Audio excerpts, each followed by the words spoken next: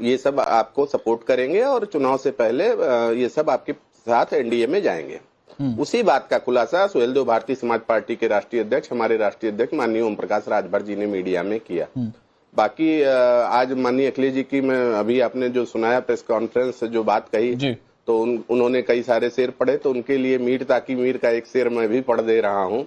इब्तदा इश्क रोता है क्या, आगे आगे देखिए होता है क्या।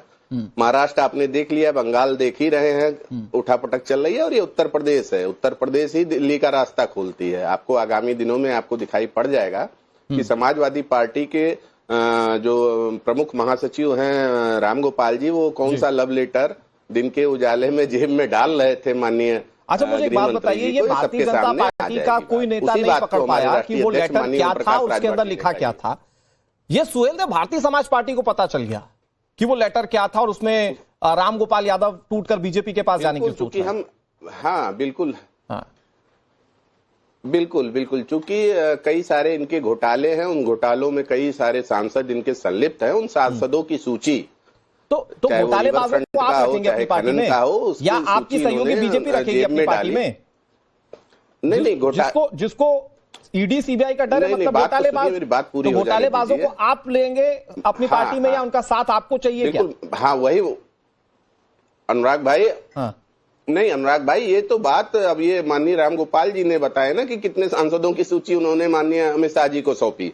अच्छा ठीक है, और किस किस वो भ्रष्टाचार में संलिप्त है उनको बचाने के लिए तो मतलब आप ये कहना चाह रहे हैं, अच्छा, हमारे समाजवादी साथी बैठे हुए हैं, ये तो आप ये कहना चाह रहे हैं कि अखिलेश यादव अगर कह रहे हैं कि जो डर गया वो बीजेपी में गया, तो वो डर गया वाला शब्द रामगोपाल यादव के लिए इस्तेमाल किया अखिलेश यादव ने? बिल्कुल बिल्कुल, और देखिएगा मुझे तो कहीं आशंका है कि रामगोपाल यादव जी खुद ही ना डर के मारे एनडीए की सदस्यता ज्वाइन कर लें। सुमैया राणा हमारे साथ है। अभी मैंने आपके लिए एक शेर उनके लिए पढ़ दिया ना, इब्तदा इश्क रोता है क्या, आगे आगे देखते हैं होता है क्या। ठीक है, ओके।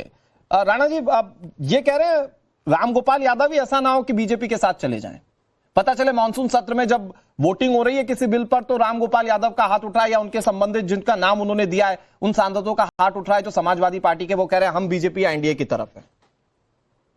देखिए, ये पीयूष मिश्रा जी अभी कह रहे थे, शेर पढ़ रहे थे, मुझे लगता है मुझे भी इसमें पीछे नहीं रहना चाहिए कि मैं पूरी राजभर जो पार्टी है ओपी राजभर जी की, उनके लिए पढ़ना चाहती हूँ कि दुश्मनी जम के करो, मगर ये गुंजाइश रहे जब कभी भी सामना हो शर्मिंदा ना होना। तो मुझे लगता है इतनी गुंजाइशें बचा करके बात करनी चाहिए, और ये बात उन पर बहुत पहले से भी लागू होती है। खैर, अभी हम मुद्दे पर आते हैं। बात ये है कि पूरे खत का मफहूम तो पता है जो दिया गया, लेकिन उसके नाम नहीं पता है, और उसका कारण भी पता है लेकिन नाम नहीं पता है। ये इन लोगों की अंतरात्मा एक्चुअली बहुत जागती रहती है, सोती रहती है। तो मुझे लगता है इस तरीके की बातें करके अनर्गल, अनुराग जी मैं बता रही हूँ, इस तरीके की अनर्गल बातें हैं जिसको बिहार से और बंगाल से अगर कनेक्ट किया जा रहा है, मैं इस तरीके के जो भी लोग हैं उनके लिए माननीय राष्ट्रीय अध्यक्ष अखिलेश यादव जी ने जब उस वक्त क्रॉस वोटिंग हो रही थी तो उस वक्त में कह दिया था कि ऐसे लोगों की यहाँ जगह नहीं है, और ये कोई पहली बार नहीं देखने को मिला है। मैंने तो जब से शऊर मुझे आया मैं देख रही हूँ, इलेक्शंस के करीब आना जाना लोगों का लगा रहता है, कुछ इधर के उधर चले जाते हैं, उधर के इधर आ जाते हैं, और बहुत से इसी को मौका परस्ती कहते हैं। मौका परस्त लोग हैं, वो अपना चेंज करते रहते हैं। जी, एक वक्त था ना जब हमारे देश में लोग इधर उधर करते थे, दल बदल का कानून भी उनके ऊपर होता था, कई बार लोग दल बदल के चलते रेस्टिगेट भी हो गए, लेकिन आज देश की सियासत में हो रहा है कि पूरा का पूरा गुट उठकर चला जा रहा है दूसरे दल में। देखिए, मैं वही पश्चिम बंगाल, महाराष्ट्र एक तो बेस्ट एग्जाम्पल है ना मैम। अनुराग जी, आप आधी बात बता रहे हैं, आधी ये नहीं बता रहे हैं कि लोगों को किस तरीके से अंदर खाने ब्लैकमेलिंग की जा रही है। लोगों को सीबीसीआईडी का डर, ईडी का डर, बुलडोजर का डर, और किन किन चीजों को डरा करके अपनी तरफ लाने डरता तो वही है ना मैम जो गलत होता है की जा रही है। ऐसा मैं बता रही हूँ, ऐसा सब तो इसका मतलब है गरीब की झोपड़ी जिस पर बुलडोजर चल रहा है वो भी गलत है, तो जितने मजलूम और मिस्कीन इस देश में हैं वो सारे गलत हैं, आप ये कहना चाहते हैं। तो इसका मतलब गरीब होना और मजलूम होना ही अपने आप में गुनाह है। अब आप मैम कर क्या रही है कि हमारे देश के क्रीमी लेयर और देश के गरीब को मिक्स कर दे रही है? सांसद गरीब जैसा हो सकता है क्या? मैं आपसे क्या कह रहा हूँ, ऐसा नहीं है कि अरे भाई सांसद साहब तो अपने आप में कई सारी पावरों को लेकर चल रहे हैं ना, बिल्कुल, उनको डरने की जरूरत क्या है जब तक गलत ना किया हो। जरूरी नहीं है अनुराग जी कि सांसद है तो वो गुनाहगार हो गया। वो देश के संविधान का हिस्सा है, देश की सबसे बड़ी सदन का हिस्सा है, और अगर आप उसको ये कह दें कि वो सीधे कि वो क्रिमिनल है या वो गलत है तो ये गलत बात है। मैं सिर्फ ये जानना चाह रही हूँ कि मैं कह रहा हूं कि जिसको ईडी सीबीआई का डर हो, जिसको ईडी सीबीआई का डर हो, वो तो डरेगा ही तब ना जब उसने गलत किया हो।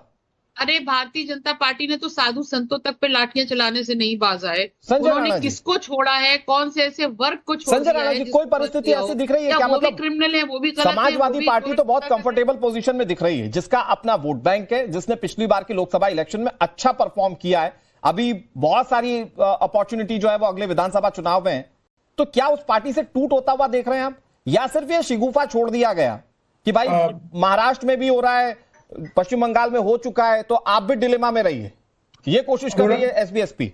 अनुराग भाई गुड इवनिंग फेलो फ्रेंड। एक बड़ा सिंपल सी बात है, जितने भी बयानवीर थे और जितने शेरो शायर थे, जितने भी शेरो शायर थे देश में, चाहे बयानवीर ममता बनर्जी हो, चाहे बयानवीर उद्धव ठाकरे हो, चाहे संजय राउत साहब हो, देखिए उनकी पार्टियों को क्या हाल हुआ। तो बयानबाजी जो ज्यादा करता है उसी पार्टी का ऐसे हाल होता है। जहां तक टूटने की बात है, हर नेता अपना भविष्य तलाशता है, और बकरी की अम्मा कब तक खैर मनाएगी? 27 तक। अगर 27 कट गया और 27 में इनका बेहाल ना हुआ तो पार्टी जो टूटना, जो सिरमौर हैं जो लाल टोपी पहन के घूम रहे हैं, उनकी टोपी भी नहीं बचेगी, क्योंकि हर आदमी बीते के 12 के बाद चुनावों को जीते नहीं है। अब मेंबर ऑफ पार्लियामेंट 2024 में जरूर उनके 37 सांसद आए थे, लेकिन सत्ता के बगैर कोई भी साथी ज्यादा दिन तक टिकता नहीं। तो जो सत्ता के साथ चीजें बदलता है सर, वो तो मौका परस्त हुए ना।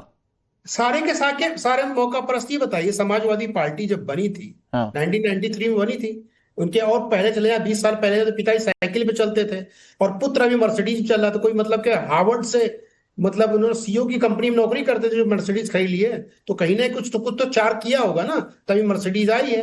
और जहां तक बात रही है सांसदों की, तो चाय बनाने वाला देश में प्रधानमंत्री बनने के बाद, अरे रुकिए मोहतरमा, अरे मोहतरमा रुकिए, शेरो शायरी वालों का समय चला गया है। शेरो शायरी करने वालों का बुलडोजर चल जाएगा, और बुलडोजर चल जाएगा तो आपको तकलीफ हो जाएगी। अब शायरी बात नहीं करिएगा, अभी पार्टी की बात लाना आपको जरूरी समझ रहा था। बीच में मत बोलिए, ये नहीं समझ पाती किस तरीके की विश्लेषण बिठाते हैं। बड़ी सिंपल सी बात है। अखिलेश यादव, अनुराग भाई, इस समय देश में ट्विटर की लड़ाई जा रही है। उनके पास एक मुद्दा बता दीजिए मुझे, एक मुद्दा समाजवादी के लिए जो उत्तर प्रदेश की जनता के लिए हो। विकास के बारे में कभी बात करते हैं, रोजगार के बारे में कभी बात करते हैं, उद्योग धंधे के बारे में कभी बात करते हैं, सिर्फ पीडीए की बात करते हैं।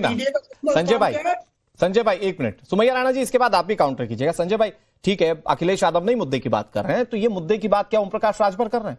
मंत्री हैं और मंत्री हैं और वो ये बता रहे हैं कि फला पार्टी में टूट हो जाएगी। अरे भाई आज के समय में राम मंदिर में जिस तरह से जो लोगों का दान दिया उसमें गमन की बात सामने आ रही है, कुछ लोग तो ये भी कह रहे हैं कि सिर्फ ध्यान भटकाने के लिए ओम प्रकाश राजभर के बयान को जानबूझकर प्लांट किया गया है।